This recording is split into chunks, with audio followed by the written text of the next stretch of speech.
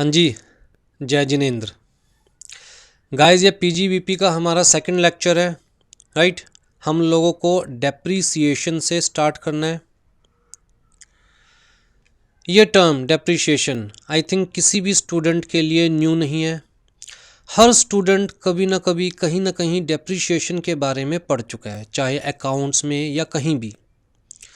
देखिए, जब हम कोई भी बिज़नेस करते हैं या हम किसी भी प्रोफेशन में इन्वॉल्व हैं तो हम बहुत सारी एसेट्स यूज़ करते हैं और हर एसेट की अपनी एक लाइफ होती है, 5 साल, 7 साल, 10 साल, जिसके बाद वो एसेट यूज़लेस हो जाती है।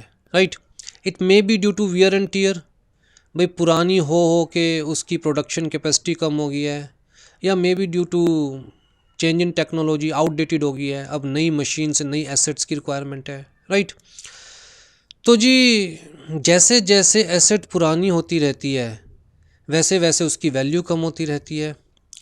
तो उस वैल्यू को काउंटर बैलेंस करने के लिए हम लोग डेप्रीशिएशन प्रोवाइड करते हैं।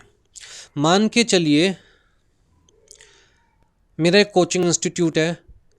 जब मैंने स्टार्ट किया था तो 10 लाख रुपीस की एसेट्स से कोचिंग इंस्टीट्यूट स्टार्ट किया था।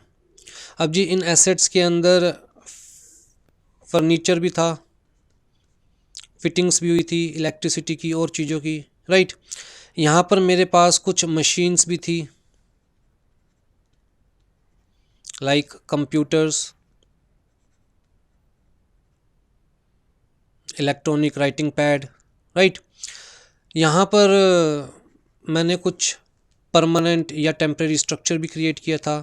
जैसे रूम के अंदर डिविजन्स क्रिएट की थी तो टेम्परेरी स्ट्रक्चर। और मुझे लगता था कि भाई ये एसेट्स मैक्सिमम से मैक्सिमम 5 ईयर्स तक चल पाएगी, मतलब 5 साल बाद ये एसेट्स पुरानी हो जाएगी और मुझे इन एसेट्स को रिप्लेस करना पड़ेगा, न्यू एसेट्स परचेज करनी पड़ेगी। और ये जो एसेट्स है मेरी, ये सारी स्क्रैप में जाएगी या फिर मैं इन्हें यूज्ड एसेट्स की तरह बेचूँगा, पुराना सामान। राइट, और मुझे लगता था 5 साल बाद जब मैं बेचूँगा तो मुझे सिर्फ 2 लाख रुपीज़ रिकवर होंगे। इसका मतलब 5 सालों में मेरी 10 लाख की एसेट कितने लाख की रह जाएगी? सिर्फ 2 लाख की। तो जी 8 लाख रुपए कहाँ गए? कहता है जी यही तो डेप्रिशिएशन है। मेरे एसेट्स की वैल्यू डेप्रीशिएट हो रही है, कम हो रही है। राइट, और जब भी मैं अपना प्रॉफिट कंसीडर करूँगा मुझे डेप्रीशिएशन को दिमाग में रख कर अपना प्रॉफिट निकालना है। अब मान के चलते हैं कि मेरा ईयरली प्रॉफिट रिसिप्ट, मैं कहता हूँ जी मेरा yearly let's say 10 lakh rupees की है ईयरली, जिसमें मान के चलते हैं 3 लाख रुपीज़ मेरे रूटीन एक्सपेंसेस है, regular expenses, day to day expenses.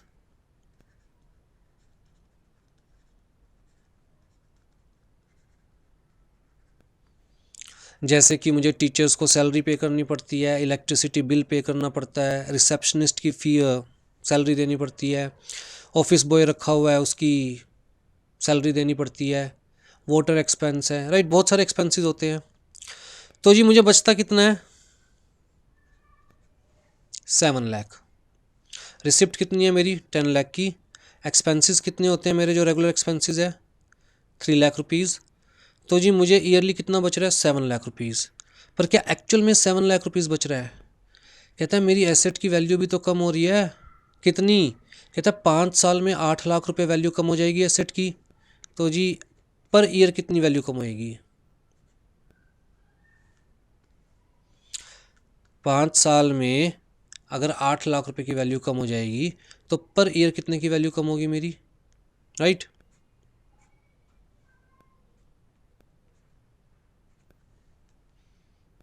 1.6 lakh, 1.6 lakh. Right, तो ये पर ईयर मेरी वैल्यू कम हो रही है एसेट्स की। 10 लाख की एसेट्स मैंने जब बिज़नेस स्टार्ट किया था तब परचेज़ की थी, बिज़नेस में यूटिलाइज़ करी, जिसकी वैल्यू मुझे लगता है कि 5 साल बाद 2 लाख रुपए रह जाएगी। तो इसका मतलब 8 लाख रुपए की वैल्यू मेरी डेप्रीशिएट हो जाएगी एसेट्स की। तो जी 5 सालों में 8 लाख की, तो पर ईयर कितनी हो जाएगी 1.6 लाख। तो ये 1.6 लाख भी तो मुझे यहीं पर कंसीडर करना पड़ेगा ना अपना एक्चुअल प्रॉफिट निकालते हुए। तो मैं ये थोड़ी ना कहूँगा ईयरली मुझे 7 लाख रुपीज़ बच रहे हैं, मैं कहूँगा ईयरली मुझे 5.4 लाख रुपीज़ बच रहे हैं। तो हम चाहे ना चाहे डेप्रीशिएशन प्रोवाइड करना चाहिए। अगर हम डेप्रीशिएशन को कंसिडर नहीं कर रहे तो हम एक्चुअल में गलत प्रॉफिट अपना कैलकुलेट कर रहे हैं। अब जी 7 लाख रुपए का मेरा प्रॉफिट हर साल जनरेट हो रहा है, मान के चलिए कि मैं इस पैसे को यूटिलाइज़ कर रहा हूँ, ये सोच के कि मेरा हर साल 7 लाख रुपए का प्रॉफिट जनरेट हो रहा है। बट जब 5 साल बाद मुझे 8 लाख रुपए दोबारा चाहिएंगे एसेट्स परचेज करने के लिए, वो पैसा कहाँ से लाऊंगा? फिर लगेगा यार एकदम से नुकसान हो गया। क्यों? क्योंकि जब प्रॉफिट जनरेट हो रहा था मैंने उसे गलत कंसीडर किया, मैंने उसमें से डेप्रीशिएशन चार्ज नहीं किया। तो सारा प्रॉफिट मैं अपना यूटिलाइज़ करता रहा, खाता रहा, पीता रहा कि 7 लाख रुपए साल की कमाई हो रही है। जब 5 साल बाद एकदम से 8 लाख रुपए की ज़रूरत हुई पुरानी एसेट्स को निकाल कर नई एसेट्स लाने के लिए, तब मेरे पास पैसे थे नहीं, क्योंकि मैंने ये अमाउंट पर ईयर कंसीडर किया ही नहीं था। राइट? तो ये इनकम टैक्स के अंदर ना डेप्रीशिएशन इज़ मस्ट। आप विदाउट डेप्रीशिएशन अगर अपना प्रॉफिट कैलकुलेट करते भी हैं तो income tax officer depreciation provide करके आपका प्रॉफिट कैलकुलेट करेगा, तब देखेगा कि आपकी एक्चुअल टैक्सेबल इनकम कितनी है इस हेड में। ठीक है जी। अब जी डेप्रीशिएशन आप लोगों ने पढ़ा होगा, जनरली 2 ही मेथड्स पढ़े होंगे, ऑल्दो काफ़ी सारे मेथड्स होते हैं बट 2 तो सबने पढ़े होंगे। एक तो स्ट्रेट लाइन मेथड और एक written down value method. Straight line method का मतलब क्या होता है? जहां पर हम fixed percentage of depreciation charge करते हैं, fixed depreciation on the actual cost of asset. Right? तो fixed depreciation year after year. जैसे मान के चलिए मैंने कोई एसेट परचेज की है 1 लाख रुपीज़ की, और मुझे लगता है कि ये एसेट 10 साल चलेगी। ठीक है, तो मैं क्या करता हूँ कि 10% पर ईयर में इसे डेप्रीशिएट करूँगा। भाई 10 साल के बाद एसेट की वैल्यू 0 हो जाएगी आफ्टर 10 ईयर्स। तो जी 100% से वैल्यू रह जाएगी 0। कितने साल में? कहता है जी 10 ईयर्स में। तो हर साल मैं कितना डेप्रीशिएट करूँगा? 10%। तो जी हर साल मैं यहाँ पर फिक्स्ड 10,000 रुपीज़ एसेट को डेप्रीशिएट करता रहूँगा, और अगले साल में एसेट की वैल्यू कितनी दिखाऊँगा, फिर दोबारा से 10,000 रुपीज़ डेप्रीशिएट कर दूँगा अगले साल। ये फर्स्ट ईयर, ये सेकंड ईयर,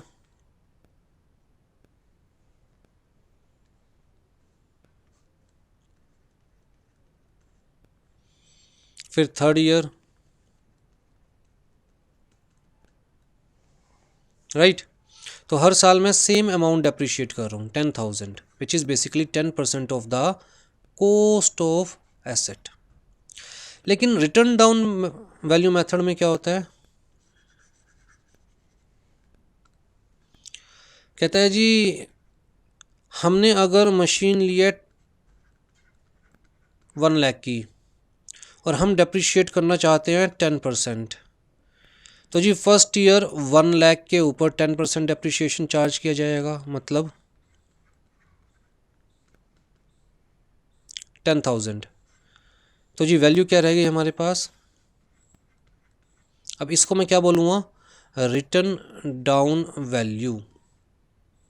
भाई डेप्रीशिएशन चार्ज करने के बाद जो वैल्यू रह गई। फिर जी मैं 90,000 के ऊपर 10% चार्ज करूँगा, 90,000 का एक्चुअल कॉस्ट का 10% नहीं चार्ज करूँगा, जो रिटर्न डाउन वैल्यू है उसका 10% चार्ज करूँगा। ठीक है, तो ये अब हमारे पास रिटर्न डाउन वैल्यू क्या रह गई?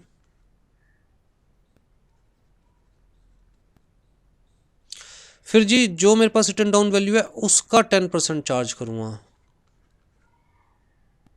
तो रिटर्न डाउन वैल्यू मेथड के अंदर हम actual cost per depreciation charge नहीं करते, बल्कि हम रिटर्न डाउन वैल्यू के ऊपर डेप्रिसिएशन चार्ज करते हैं। ठीक है, तो परसेंटेज फिक्स्ड है यहाँ पर भी 10%, लेकिन कितना 10% किसका? कहता है एक्चुअल कॉस्ट का नहीं, बल्कि रिटर्न डाउन वैल्यू मेथड का, रिटर्न डाउन वैल्यू का। जबकि यहाँ पर स्ट्रेट लाइन मेथड में हम सेम परसेंटेज चार्ज कर रहे हैं किसका? एक्चुअल कॉस्ट का, हर साल। यहाँ पर हर साल रिटर्न डाउन वैल्यू का 10%, राइट। तो आई थिंक ये तो दोनों मेथड आपको बड़े क्लियर होंगे, आपने पढ़े भी होंगे। अब जी इनकम टैक्स के अंदर डेप्रीशिएशन से रिलेटेड प्रोविजंस थोड़े से डिफरेंट है। थोड़ा सा लेंदी टॉपिक है और समझना भी आराम से पड़ेगा, वरना कंफ्यूज हो जाओगे। तो 2-3 क्लासेस लगेगी, राइट। अब ये इनकम टैक्स के पॉइंट ऑफ व्यू से पहली चीज़ तो आप ये याद रखना कि डेप्रीशिएशन जो प्रोवाइड किया जाता है एक्चुअल कॉस्ट पे प्रोवाइड किया जाता है।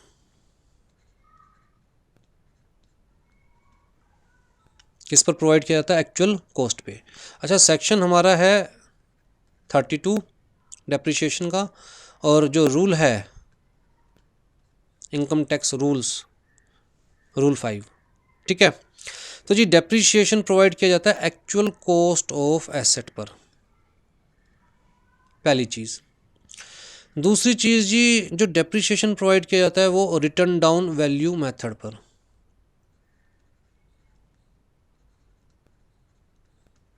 ऑल्दो हमारे पास एक्सेप्शन है,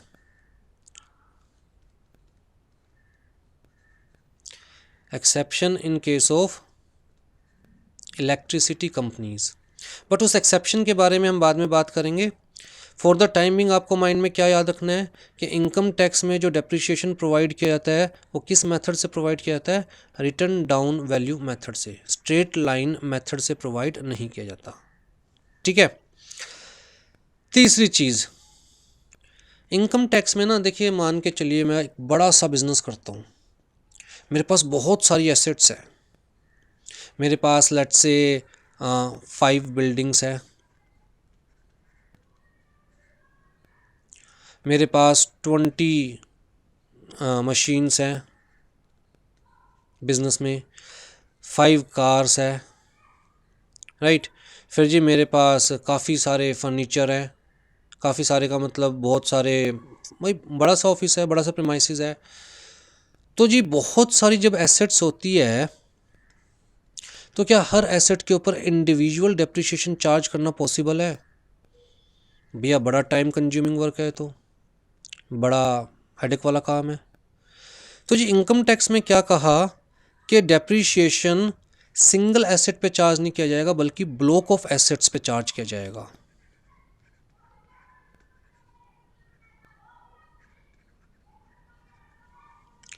किस पे चार्ज किया जाएगा? ब्लॉक ऑफ एसेट्स पे, सिंगल एसेट्स पे चार्ज नहीं किया जाएगा। ये जी ब्लॉक ऑफ एसेट का मतलब क्या है? इनकम टैक्स के पॉइंट ऑफ व्यू से हमें सारी एसेट्स को 4 कैटेगरीज में कंसीडर करना है, सिर्फ 4 कैटेगरीज में सारी एसेट्स को। एक तो हमारे पास होगी बिल्डिंग, ये कैटेगरी का नाम बता रहा हूँ। दूसरा प्लांट्स एंड मशीनरीज। तीसरा हमारे पास हो गया फर्नीचर एंड फिटिंग्स। और चौथा हमारे पास हो गया इंटेंजिबल एसेट्स।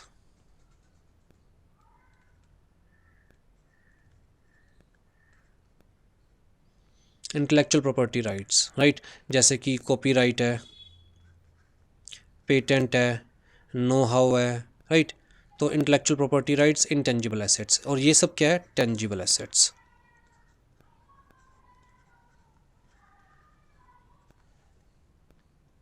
ठीक है जी। अब जैसे मान के चल रहे हैं बिल्डिंग, बिल्डिंग के केस में हमें 3 ब्लॉक्स दिए हुए हैं। कुछ बिल्डिंग्स के ऊपर 5% डेप्रिसिएशन अलाउड है, कुछ बिल्डिंग्स के ऊपर 10% डेप्रिसिएशन अलाउड है, और जो टेम्परेरी नेचर की बिल्डिंग होती है जैसे कि वुडन स्ट्रक्चर, उनके ऊपर 40% डेप्रिसिएशन अलाउड है पर ईयर। ठीक है, तो जी एक तरह से हमारे पास इस कैटेगरी में, बिल्डिंग वाली कैटेगरी में कितने ब्लॉक्स हो गए? 3 ब्लॉक्स। ऐसी बिल्डिंग्स जिनके ऊपर 5% डेप्रिसिएशन अलाउड है, ऐसी बिल्डिंग्स जिनके ऊपर 10% डेप्रिसिएशन अलाउड है, ऐसी बिल्डिंग्स जिनके ऊपर 40% डेप्रिसिएशन अलाउड है। इसी तरह यहाँ पर प्लांट एंड मशीनरी के केस में वी हैव 8 ब्लॉक्स। ठीक है, depending upon the depreciation. Fixture and furniture के केस में हमारे पास एक ही ब्लॉक है।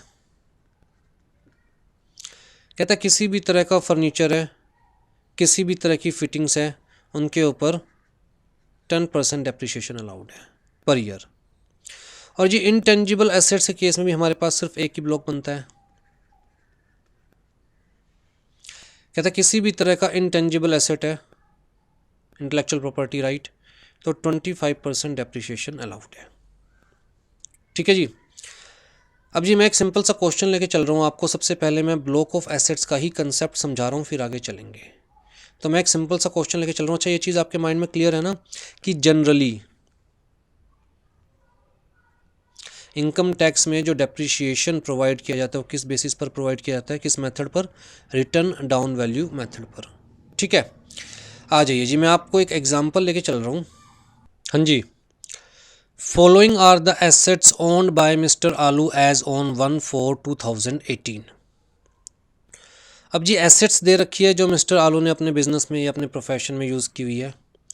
तो जी बिल्डिंग ए जो कि टेम्परेरी नेचर की है, building B used mainly for residential purpose except hotels and boarding house, building C के आगे कुछ भी नहीं लिखा हुआ और बिल्डिंग डी के आगे लिखा हुआ है फैक्ट्री। राइट, तो जी बिल्डिंग ए की कितनी रिटर्न डाउन वैल्यू दी हुई है?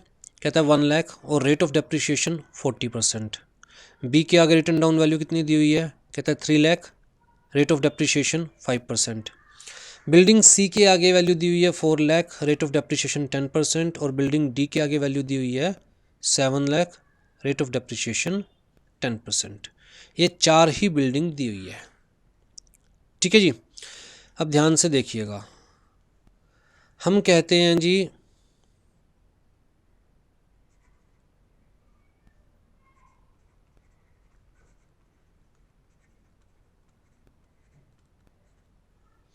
हम डेप्रिसिएशन का परसेंटेज क्या है, परसेंटेज ऑफ डेप्रिसिएशन, उसके बेसिस पर ब्लॉक्स बनाते हैं। तो जी सबसे पहले तो हमने कैटेगरी का नाम लिख लिया बिल्डिंग्स। तो जी बिल्डिंग्स में कितने ब्लॉक्स हैं हमारे पास?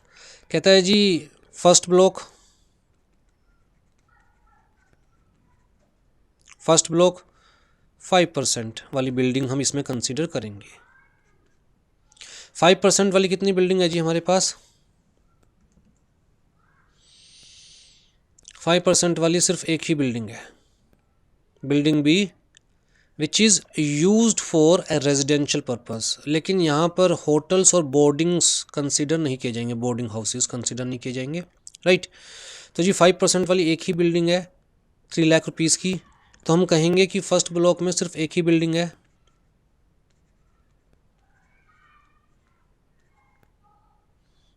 राइट, 3 लाख रुपीज़ की।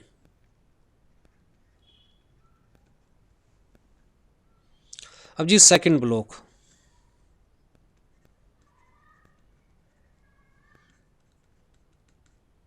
टेन परसेंट वाली बिल्डिंग्स, दो बिल्डिंग है 10% वाली।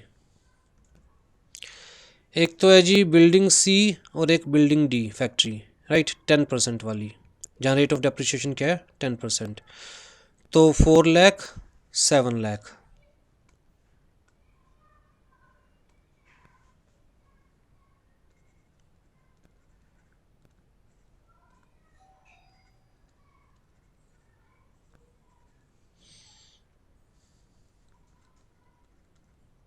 फोर लाख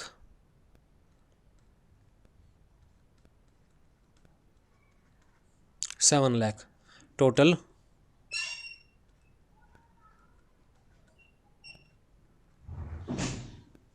11 लाख। राइट, तो जी जो सेकंड ब्लॉक है इसके अंदर हमारे पास दो बिल्डिंग्स है जिनकी रिटर्न डाउन वैल्यू कितनी है 11 लाख। फिर जी थर्ड ब्लॉक,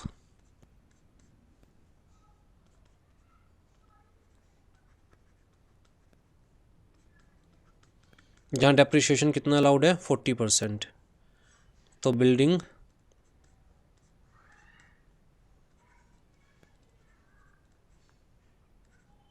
ए, वैल्यू कितनी है जी बिल्डिंग ए की 1 लाख।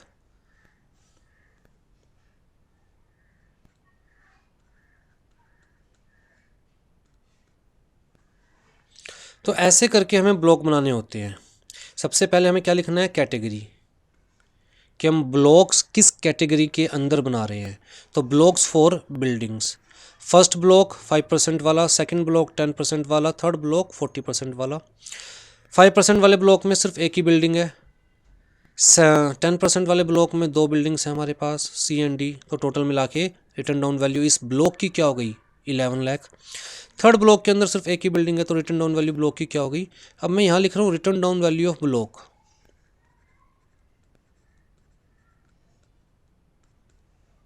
ये क्या है, written down value of assets. तो जी डेप्रिसिएशन चार्ज किस पे किया जाएगा, कहता है ब्लॉक ऑफ एसेट्स पर, इस पर डेप्रिसिएशन चार्ज किया जाएगा, इस पर। तो यहाँ पर 5% 3 लाख पे डेप्रिसिएशन चार्ज किया जाएगा। यहाँ पर 10% 11 लाख पर डेप्रिसिएशन चार्ज किया जाएगा, और यहाँ पर 40% 1 लाख पर डेप्रिसिएशन चार्ज किया जाएगा। चलो जी, ब्लॉक्स फॉर बिल्डिंग ख़त्म हो गया। अब जी यहाँ पर क्वेश्चन देखते हैं, तो इसमें दे रखा है कि उसके पास मशीन्स भी है, मशीन ए, मशीन बी, मशीन सी, मशीन डी, कार भी है। कार भी प्लांट एंड मशीन में ही कवर होती है। तो ये एसेट्स कहाँ पर कवर होगी, प्लांट्स एंड मशीनरी में, राइट। तो अब जी हम ब्लॉक बनाएंगे।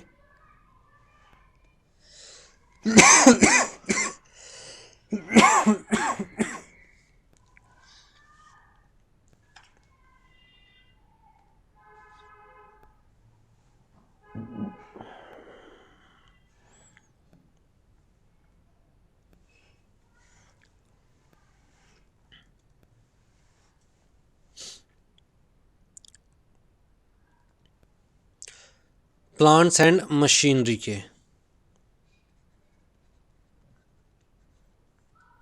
Blocks of plants and machinery, ठीक है जी।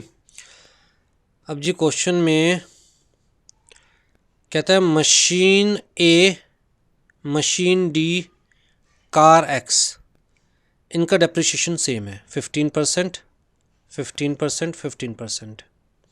मशीन बी और मशीन सी का डेप्रिसिएशन सेम है 40% और 40%। टोटल 5 मशीन्स है। तो एक ब्लॉक बन गया 15% वाला, और एक ब्लॉक बन गया हमारा 40% वाला।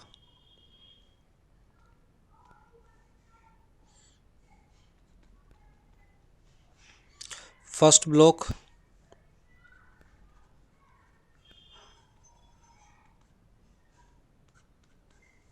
मशीन ए,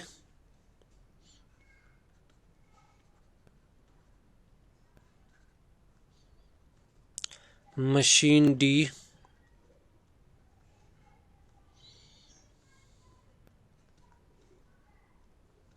कार एक्स, ये किस में है 15% वाले ब्लॉक में। फिर जी सेकंड ब्लॉक 40% डेप्रिसिएशन वाला,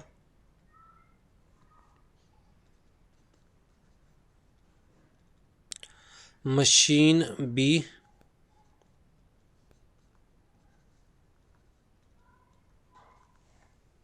मशीन सी, राइट। वैल्यू क्या है जी इनकी, ए की वैल्यू है 5 लाख, डी की नहीं, ए की वैल्यू है 50,000, डी की 90,000, कार की 3 लाख।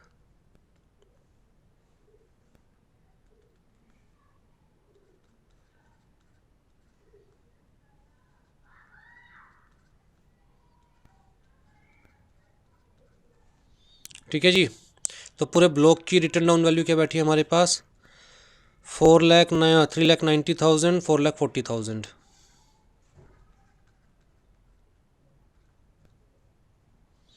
मशीन बी और सी की वैल्यू क्या है? 80,000 एंड 1,20,000 मीन्स 2 लाख।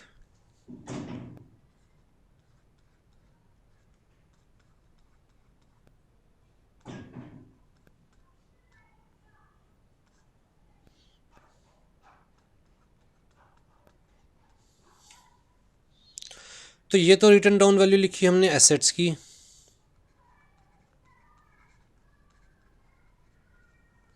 और ये रिटर्न डाउन वैल्यू लिखी ब्लॉक्स की, राइट। अब देखिए, हर मशीन को अलग से डेप्रिसिएशन प्रोवाइड करना, हर मशीन के लिए डेप्रिसिएशन का अलग से अकाउंट मेंटेन करना, दैट इज़ नॉट पॉसिबल। अगर बड़ी फैक्ट्री है, रिलायंस जैसों की बात करें, टाटा जैसों की बात करें, तो हज़ारों मशीन्स होती है, हज़ारों फर्नीचर्स होते हैं, हज़ारों तरह की फिटिंग्स होती है। तो ये हम लोग ब्लॉक में कंसीडर करते हैं एसेट्स को। सबसे पहले हम लोग क्या बनाते हैं? सबसे पहले हम लोग कैटेगरीज, दोबारा से रिपीट कर रहा हूँ, कितनी कैटेगरीज में डिवाइड कर सकते हैं हम एसेट्स को? सिर्फ 4 कैटेगरीज में। पहली बिल्डिंग्स, दूसरा plants and machineries which includes cars,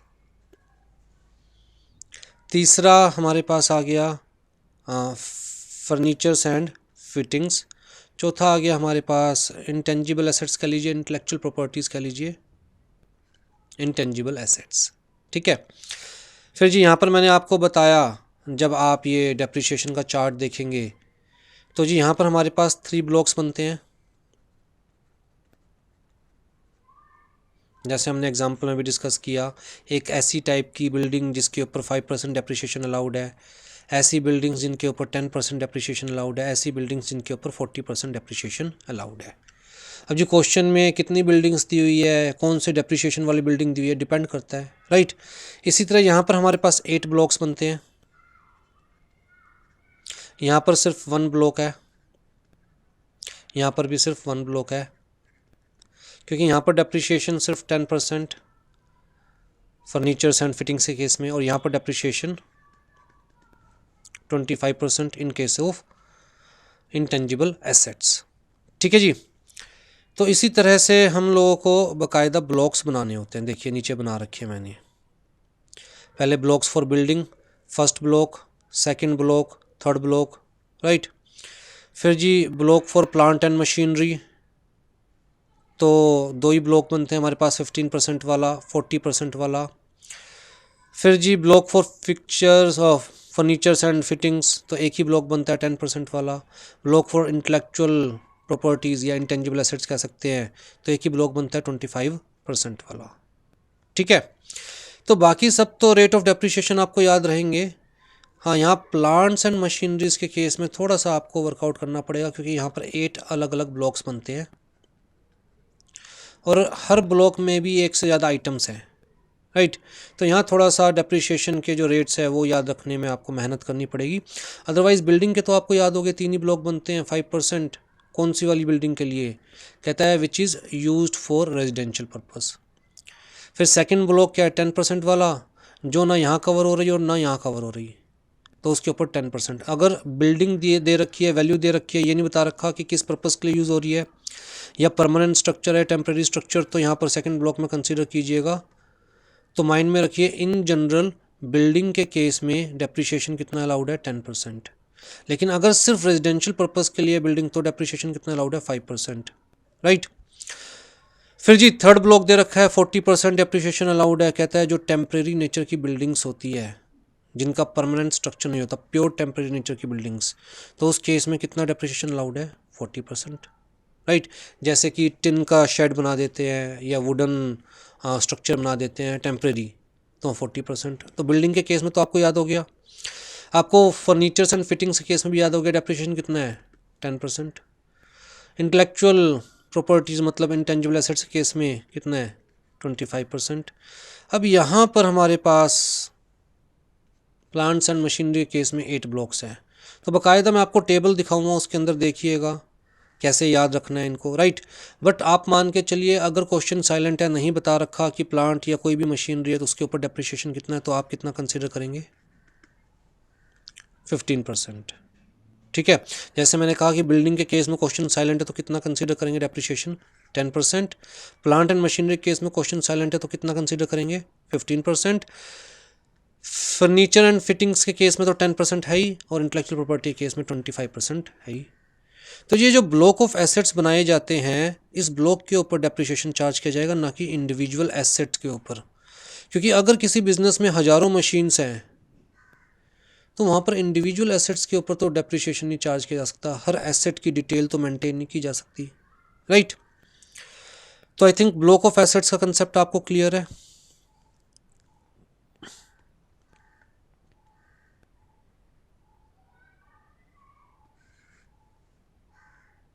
ठीक है जी। अब जी दूसरा कंसेप्ट आपको माइंड में क्या याद रखना है कि जी जो डेप्रिसिएशन चार्ज किया जाता है वो रिटर्न डाउन वैल्यू मेथड के बेसिस पर डेप्रिसिएशन चार्ज किया जाता है। अब जी कंसेप्ट क्या होता है डेप्रिसिएशन चार्ज करने का?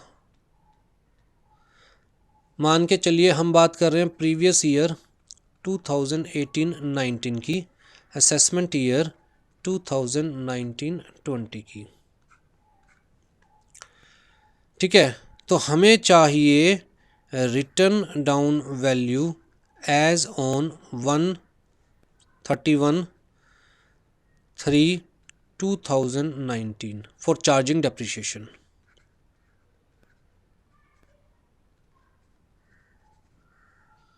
भाई प्रीवियस ईयर का जो लास्ट डे है, उस लास्ट डे पर वैल्यू क्या है, उसी के बेसिस पर तो डेप्रिसिएशन चार्ज किया जाएगा, राइट। तो जी क्वेश्चन में क्या दे रखा होता है? Written down value as on 1/4/2018। ठीक है। मान के चलिए हम कह रहे हैं कि जी बिल्डिंग की बात कर रहे हैं, कौन सी? 10% बिल्डिंग, मतलब जिस पे डेप्रिसिएशन कितना अलाउड है? 10%। तो जी जब हमारा प्रीवियस ईयर शुरू हुआ फर्स्ट डे, उस वक्त हमारे बिजनेस में 3 बिल्डिंग्स थी, बिल्डिंग ए, बिल्डिंग बी, बिल्डिंग सी। बिल्डिंग ए की रिटर्न डाउन वैल्यू थी 3 लाख, बी की थी 4 लाख, सी की थी 5 लाख। ठीक है। अब हमें करना क्या है? ये जो प्रीवियस ईयर के फर्स्ट डे पर वैल्यू थी ये कंसीडर करनी है। इसमें अब आप देखिए add,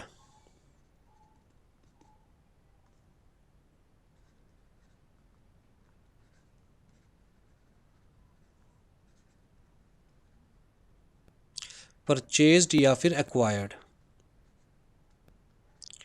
value of assets. Value का मतलब क्या है? Cost during the year. मान के चलते हैं कि एक और बिल्डिंग परचेज की, बिल्डिंग, यहाँ मैंने ड्यूरिंग द ईयर लिखा है, पूरे साल में कभी भी, फिलहाल के लिए मान के चलिए पूरे साल में कभी भी, राइट। हमने ली बिल्डिंग डी, कितने की? 10 लाख की।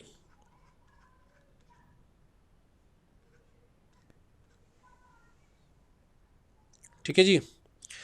तो रिटर्न डाउन वैल्यू क्या थी जो बिल्डिंग्स हमारे पास ऑलरेडी थी 1/4/2018 को? कहता है जी उसकी रिटर्न डाउन वैल्यू थी 12 लाख। एक और जो बिल्डिंग डी परचेज करी 10 लाख। अच्छा हमने सेल भी करी एक बिल्डिंग,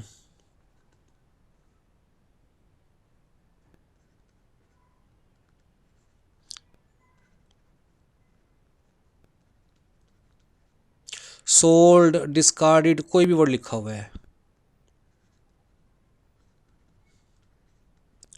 ड्यूरिंग द ईयर। कौन सी बिल्डिंग हमने सेल करी? मान के चलते हैं बिल्डिंग ए सेल करी। कितने की सेल करी? 7 लाख रुपीस की।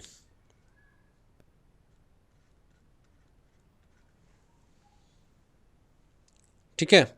तो जो एसेट हमने सेल कर दी उसको लेस कर दो, जो एसेट हमने परचेज करी है उसे ऐड कर दो, तो हमारे पास क्या आ जाएगी,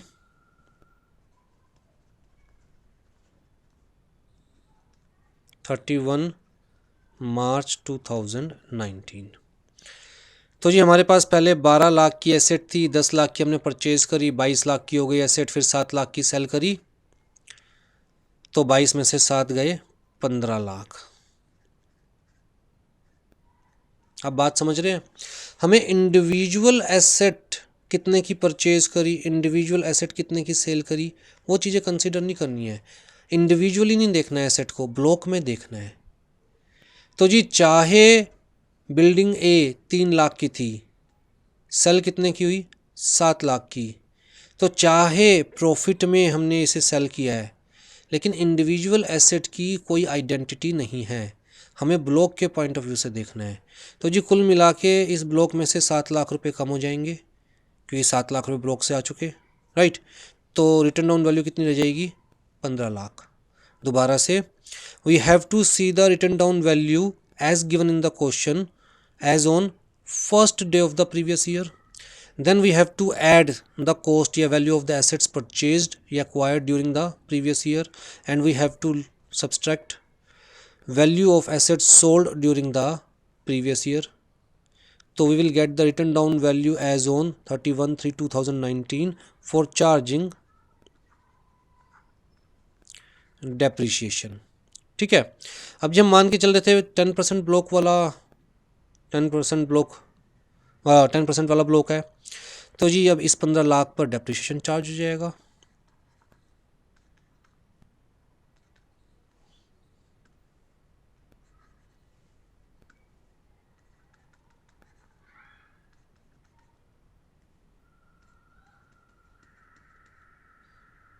डेढ़ लाख, तो बच क्या गया हमारे पास,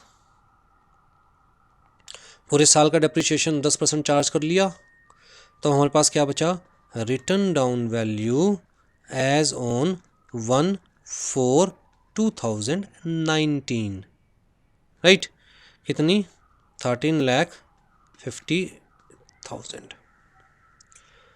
तो ऐसे हमें डेप्रिसिएशन फाइंड आउट करना होता है, ठीक है। तो ब्लॉक ऑफ एसेट्स का कंसेप्ट चलेगा, ना कि इंडिविजुअल एसेट्स के ऊपर डेप्रिसिएशन हमें कैलकुलेट करना है। आ जाइए क्वेश्चन दिखाता हूँ। हाँ जी, following are the assets owned by mister Aloo as on 1/4/2018। तो जी यहाँ पर एसेट्स की डिटेल दी हुई है, रिटर्न डाउन वैल्यू दी हुई है, रेट ऑफ डेप्रिसिएशन दिया हुआ है क्वेश्चन में, ठीक है। फिर उसके बाद दिया हुआ है following are the assets acquired during the previous year. तो जी कौन कौन सी न्यू एसेट्स एक्वायर की है मिस्टर आलू ने during the previous year, cost of acquisition दी हुई है, रेट ऑफ डेप्रिसिएशन दिया हुआ है, ठीक। फिर थर्ड टेबल दे रखी है, following assets are sold during the previous year. तो जी कौन सी एसेट सेल करी है, sale consideration, rate of depreciation, ठीक है। अब जी सबसे पहला काम वही ब्लॉक ऑफ एसेट्स लेके चलना है हमें। जैसे बिल्डिंग के केस में अगर हम कहें तो यहाँ हमारे पास 2 ब्लॉक्स हैं, एक तो 5% वाला और बाकी सारे 10% वाले, ए भी 10% वाला है, सी भी 10% वाला ब्लॉक है और डी भी 10% वाले में आएगा, बिल्डिंग डी, राइट। तो बेसिकली बिल्डिंग के पॉइंट ऑफ व्यू से 2 ही ब्लॉक्स हैं हमारे पास। तो देखिए जी, सबसे पहले फर्स्ट ब्लॉक बिल्डिंग बी 5%, जिसकी रिटर्न डाउन वैल्यू क्या थी, 3 लाख, ठीक है।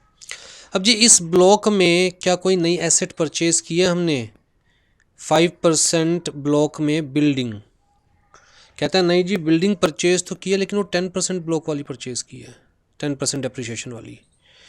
तो जी कोई नई एसेट परचेज नहीं करी। क्या कोई एसेट सेल करी है, कहता है नहीं जी सेल भी नहीं करी, क्योंकि एक ही एसेट है बिल्डिंग भी और वो एज इट इज़ है। तो जी written down value as on 31/3/2019 same ही है, 5% डेप्रिसिएशन चार्ज किया जाएगा 3 लाख पे 15,000। तो जी written down value as on 1/4/2019 कितनी रह गई, 2,85,000। फिर जी यहाँ सेकंड ब्लॉक हमारा 10% वाला है, जिसमें ऑलरेडी 3 बिल्डिंग्स हैं, ए सी डी। ए की रिटर्न डाउन वैल्यू है जी 1 लाख, सी की 4 लाख, डी की 7 lakh. Total return down value कितनी हो गई? 12 लाख। अब जी क्या कोई नई एसेट एक्वायर करी है इस ब्लॉक में? कहता है हाँ, बिल्डिंग ई एक्वायर करी है 2 लाख रुपए की।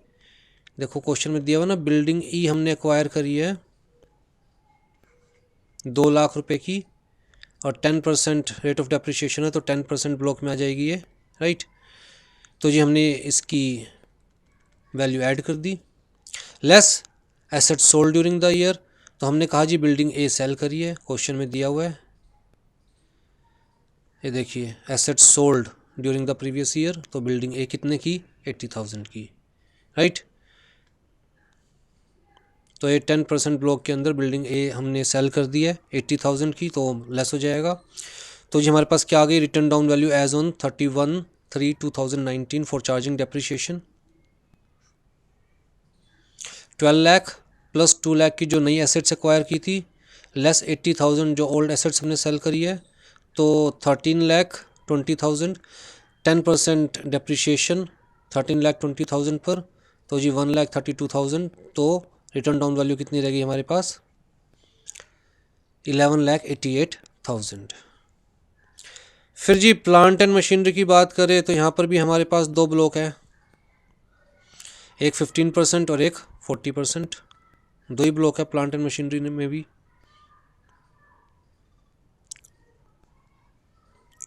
एक तो 15% वाला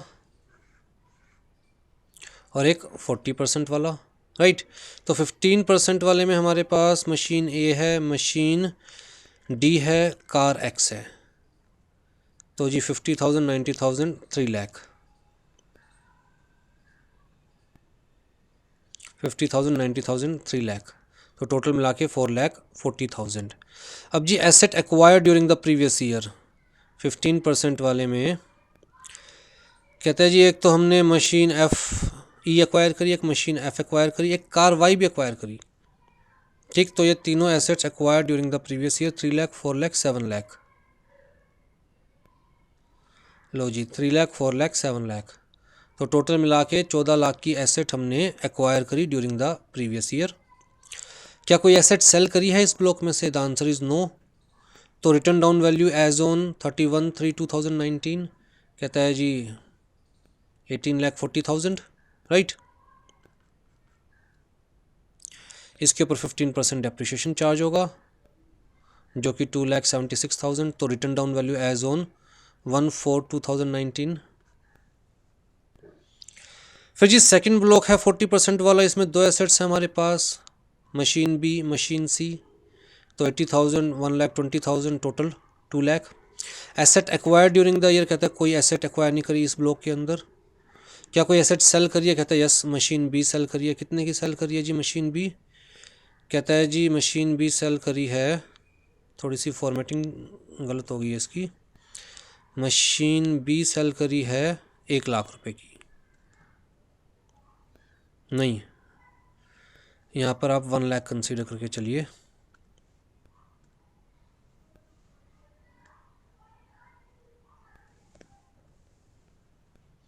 क्योंकि मशीन बी थी हमारी 80,000 की। हाँ 1 लाख कंसीडर कीजिए, यहाँ पर भी 1 लाख ही दिया हुआ है।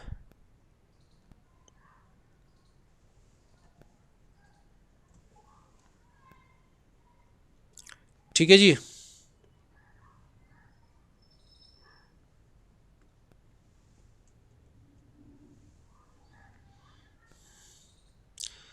तो जी 2 लाख की टोटल हमारी एसेट थी इस ब्लॉक में। 2 मशीन थी 80,000, 1,20,000। 1 लाख की मशीन हमने सेल कर दी, तो जी वैल्यू कितनी रह गई? As on 31/3/2019 1 lakh. Depreciation 40% of 1 lakh 40,000। तो जी रिटर्न डाउन वैल्यू क्या रह गई हमारे पास? As on 1/4/2019 60,000। फिर जी हमने प्रीवियस ईयर में कहता है इंटेंजिबल एसेट्स भी एक्वायर करी है, कॉपीराइट्स, पेटेंट्स 1 लाख के एंड 6 लाख के। तो इनका तो एक ही ब्लॉक बनना है, क्योंकि इंटेंजिबल एसेट्स के ऊपर सीधा 25% डेप्रिसिएशन अलाउड है। तो 1 ब्लॉक शुरुआत में क्या हमारे पास कोई एसेट थी इस ब्लॉक में? द आंसर इज़ नील। क्या कुछ हमने परचेज करी? The answer is yes. Copyrights and patents 1 lakh के, 6 लाख के, टोटल 7 लाख के हो गए। क्या हमने कुछ सेल किया इस ब्लॉक में? The answer is no, nil. तो जी written down value as on 31/3/2019 कहता है जी 7 लाख। डेप्रिसिएशन 25% ऑफ 7 लाख कितना हो गया? 1,75,000। तो रिटर्न डाउन वैल्यू क्या हो गई हमारे पास एज ऑन 1/4/2019? तो I think block of assets का कंसेप्ट आपको समझ में आ गया, और ब्लॉक ऑफ एसेट्स में हमें डेप्रिसिएशन कैसे फाइंड आउट करना है, आई थिंक ये भी आपको समझ में आ गया। तो अभी तो हमने डेप्रिसिएशन का टॉपिक स्टार्ट किया है। देखिए यहाँ पर क्लियर कट लिखा हुआ है that under income tax depreciation is provided in respect of block of assets means the group of assets falling within a class of assets in respect of which the same percentage of depreciation is prescribed। तो जी depreciation के point of view से 3 concepts बिल्कुल clear होने चाहिए। पहला, classification of asset, कि कौन सी एसेट किस कैटेगरी में आएगी, बिल्डिंग में कौन सी एसेट आएगी, प्लांट एंड मशीनरी में कौन सी एसेट आएगी। जैसे बुक्स है, अब जी आप CS है, प्रैक्टिस कर रहे हैं, मतलब आप प्रोफेशन के अंदर है, तो आपको बुक्स परचेज़ करनी पड़ती है, लॉ से रिलेटेड या अदर बुक्स परचेज़ करनी पड़ती है। कुछ बुक्स एनुअली होती है, मतलब एनुअल सब्सक्रिप्शन। कुछ बुक्स ऐसी होती है जो लॉन्ग रन में होती है हमारे पास। तो जी बुक्स एक प्रोफेशनल के पॉइंट ऑफ व्यू से क्या है? मशीन। क्या है? प्लांट। वो प्लांट एंड मशीनरी में कंसिडर की जाएगी बुक्स। तो सबसे पहली चीज़ तो आपको ये बिल्कुल क्लियर होना चाहिए कि कौन सी एसेट कौन सी कैटेगरी में आएगी। फिर आपको एक्चुअल कॉस्ट ऑफ एसेट के बारे में बड़ा क्लियर होना चाहिए कंसेप्ट, और रिटर्न डाउन वैल्यू का कंसेप्ट बिल्कुल क्लियर होना चाहिए, right.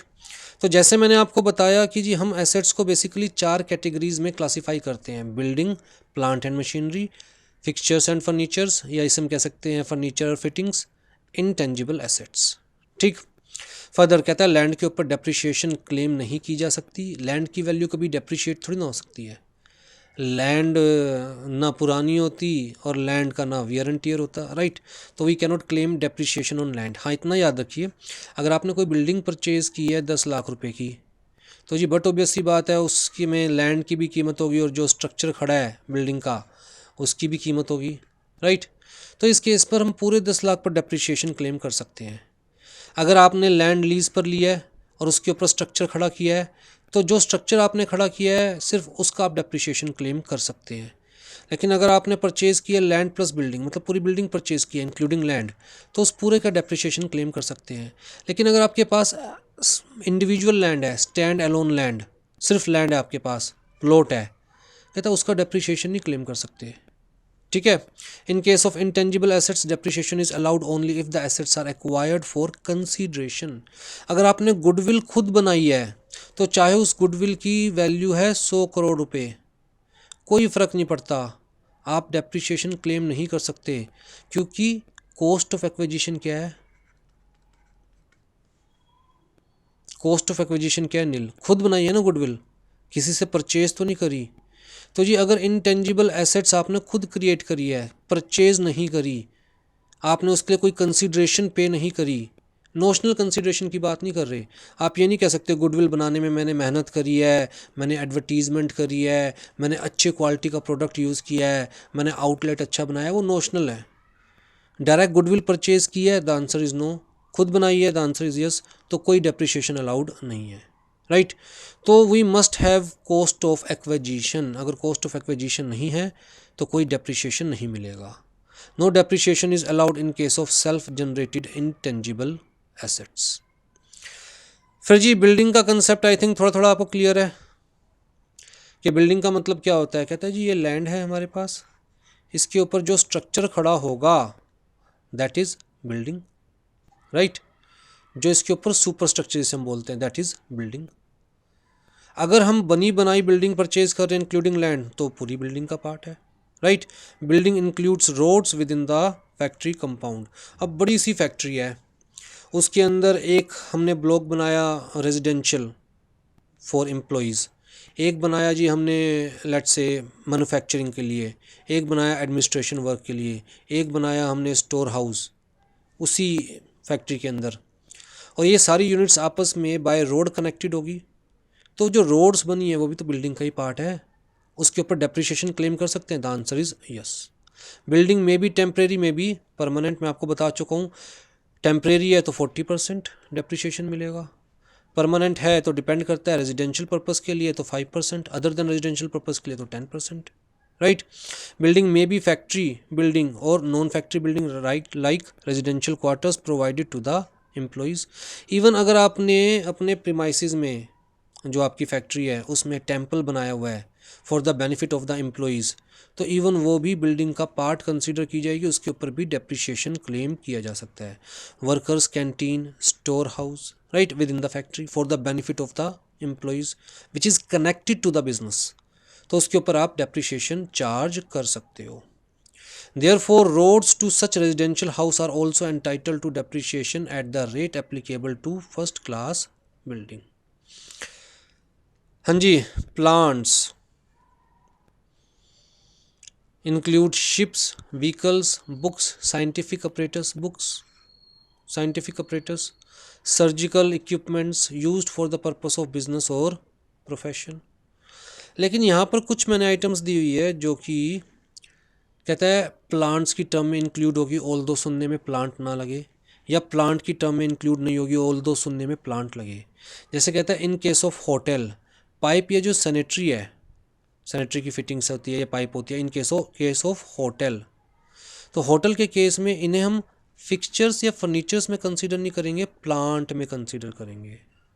In case of electric supply company, जो ये मेन सर्विस लाइन होती है इलेक्ट्रिसिटी जिससे प्रोवाइड की जाती है, और जो स्विच गियर्स लगाए जाते हैं थोड़ी थोड़ी दूर पर, कहता है उन्हें प्लांट कंसीडर करेंगे।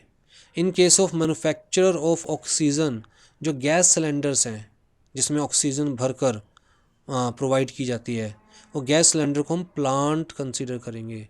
Technical know how, although आप कहोगे नो हाउ तो इनटेंजिबल एसेट है, कहता है technical know how in the form of blue prints, in the form of instructions, in the form of manuals, उनको प्लांट कंसीडर किया जाएगा, उनको इनटेंजिबल एसेट कंसीडर नहीं किया जाएगा।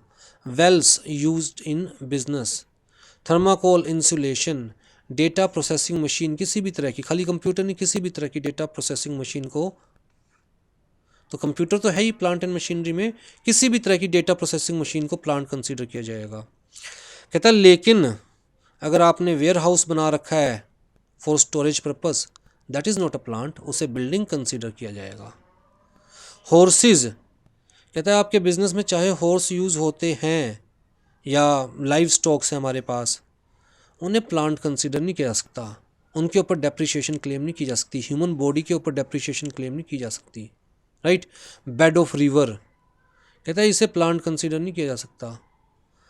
हाँ जी, water tank, water storage tank used for storing water by the supplier of irrigation for irrigation purpose, तो ये वाटर स्टोरेज टैंक को प्लांट कंसीडर नहीं किया जाएगा, इसे भी स्ट्रक्चर कंसीडर किया जाएगा, बिल्डिंग कंसीडर किया जाएगा।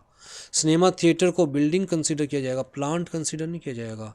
होटल की बिल्डिंग को बिल्डिंग कंसीडर किया जाएगा फॉर कमर्शियल पर्पस, जिसके ऊपर 10% डेप्रिसिएशन अलाउड है, प्लांट कंसीडर नहीं किया जाएगा। इसी तरह टी बुशिस को प्लांट कंसीडर नहीं किया जाएगा। आप ये नहीं कह सकते भैया यही हमारी मशीन है पैदा करने की टी, राइट, तो उसे प्लांट कंसीडर नहीं किया जा सकता। तो आपको ये चीज़ें माइंड में रखनी है, ठीक है जी। बिल्डिंग्स है, फिक्सचर्स एंड फर्नीचर्स है, इनको प्लांट कंसीडर नहीं किया जा सकता। चलिए जी, आज की क्लास में इतना ही। नेक्स्ट क्लास से we will start with the actual cost of the asset, क्योंकि जैसा हमने डिस्कस किया डेप्रिसिएशन को समझने के लिए you must know the actual cost of the asset, कि किसी भी एसेट की एक्चुअल कॉस्ट में हमें क्या क्या कंसीडर करना है, क्या क्या कंसीडर नहीं करना है, राइट।